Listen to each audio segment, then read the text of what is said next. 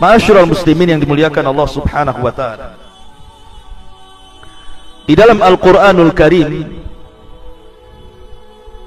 ketika Allah Subhanahu wa taala bercerita tentang kiamat, kiamat itu sesuatu yang mengerikan, sehingga Allah Subhanahu wa taala banyak memberikan nama kepada hari kiamat itu.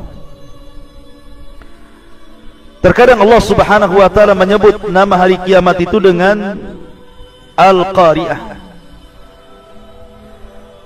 Al-Qari'ah itu artinya suara yang bisa menghancurkan gendang telinga.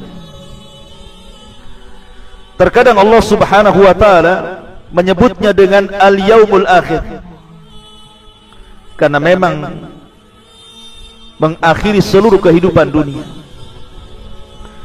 Terkadang Allah Subhanahu wa taala menyebutnya dengan Yaumul Ba'thi, hari kebangkitan, karena pada sangkakala yang kedua manusia dibangkitkan. Terkadang Allah Subhanahu wa taala menyebutnya Yaumul Khuruj, karena manusia akan keluar dari kubur-kubur mereka.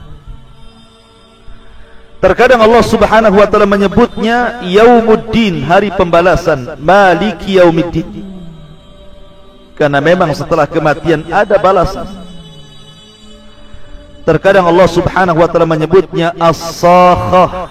Sakhah itu artinya teriakan yang sangat keras sekali, yang bisa memecahkan gendang-gendang telinga dan menakutkan jiwa. Terkadang Allah menyebutnya dengan kalimat At-Tammatul Kubra. At-Tammatul Kubra. Terkadang menyebutnya dengan Al-Ghashiyah, makanya ada surat namanya Al-Ghashiyah. Terkadang disebut Yaumul Hisab, Al-Waqi'ah, kemudian Yaumul Wa'id, Yaumul Jam'i, Al-Haqqah, Yaumut Talaq, Yaumut Tanad, dan banyak lagi istilah-istilah, nama-nama yang semakna, yang menunjukkan bahwa nama-nama itu menunjukkan adanya kiamat. Dan orang Arab ketika memberi satu peristiwa dengan banyak nama menunjukkan peristiwa itu maha dahsyat.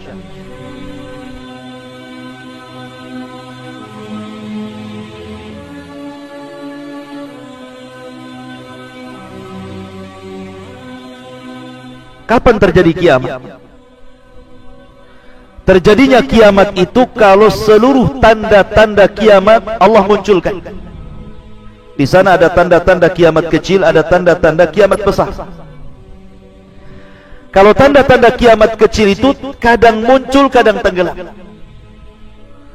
Tetapi kiamat besar kalau sekali muncul tidak mungkin dihentikan.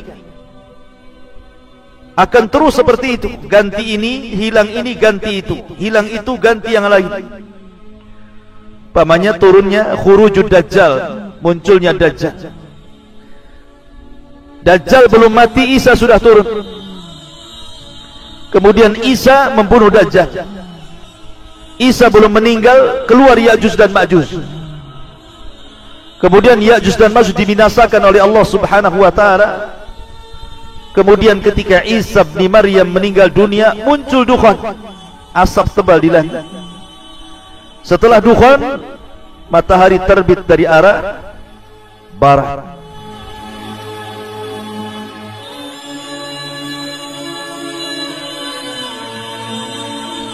Tiga hari matahari terbit dari arah barat, tiba-tiba kemudian muncul lagi dabatun minal ard, binatang bumi yang melata yang bisa bicara. Kemudian setelah itu muncul gempa dari arah timur, dari arah barat, dari jazirah Arab, sampai kepada api yang keluar dari Adan menggiring manusia menuju Syam. Disitulah kiamat dibangkitkan. Dan kiamat dibangkitkan itu dimulai dengan suara Israfil meniup trompetnya, sangkakala.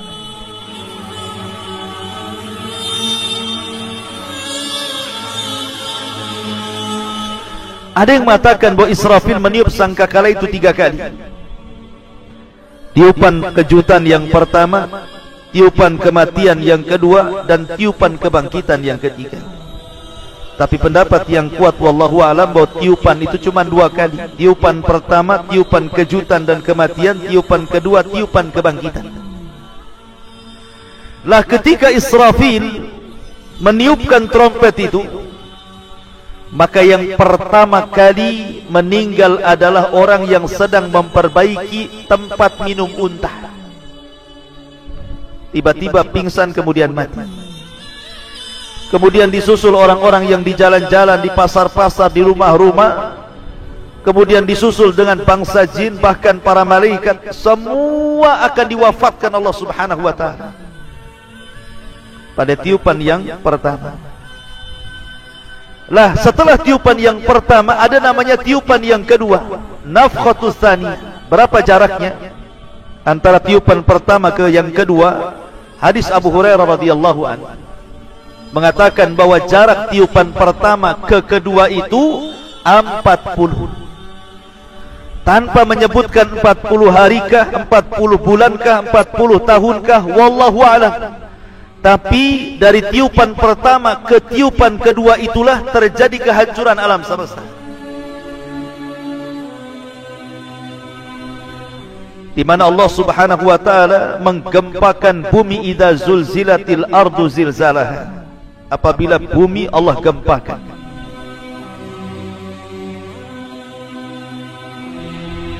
Di tengah-tengah dua tiupan itu Allah subhanahu wa ta'ala meluapkan air lautan ke daratan. Wa idzal biharu sujjirat.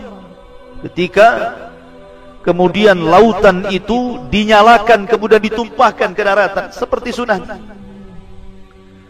Kemudian di antara 2 tiupan itu Allah subhanahu wa ta'ala gulung langit. Allah jatuhkan bintang-bintang. Wa idzan nujumun tasharat. Kemudian Allah subhanahu wa ta'ala hancurkan gunung, bukit, lembah, sehingga alam semesta betul-betul hancur sehancur-hancurnya. Ketika itu tidak ada manusia, tidak ada jin, tidak ada malaikat. Di sini Allah subhanahu wa ta'ala berfirman, limanil mulkul yaum. Limanil mulkul yaum. Kalian tahu kekuasaan ini milik siapa? Tidak ada yang jawab. Karena tidak ada makhluk yang berakal yang hidup. Maka Allah jawab sendiri, lillahil wahidil qahar. Kekuasaan itu milik yang satu, yang maha perkasa, Allah subhanahu wa ta'ala.